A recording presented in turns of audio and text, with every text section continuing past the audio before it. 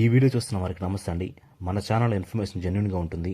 నచ్చితే సబ్స్క్రైబ్ చేసుకోండి. ఇక సమాచారంలోకి వెళ్దాం. బకాయిల విడుదలకు రోడ్ మ్యాప్ విడుదల చేయాలి.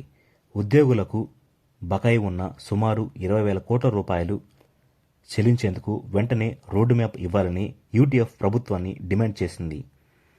ఈ మేరకు కలెక్టర్ కార్యాలయంలో జిల్లా రెవెన్యూ అధికారి హేమలతకు యూటీఎఫ్ జిల్లా నాయకులు వినతి పత్రం అందజేశారు.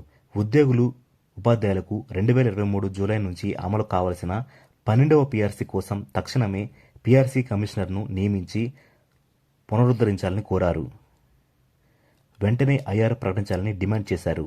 ఉద్యోగ ఉపాధ్యాయులు దాచుకున్న పీఎఫ్, ఏపీజీఎల్ఐ, డిఏ, పీఆర్సీ బకాయిలు సుమారు 20,000 కోట్ల రూపాయల విడుదలకు తగిన రోడ్ మ్యాప్ ఇవ్వాలని కోరారు. మెమో 57 ప్రకారం సుమారు 11,000 మంది 2023 డిఎస్సి ఉపాధ్యాయులకు పాత పెన్షన్ స్కీమ్ వర్తింపజేయాలన్నారు.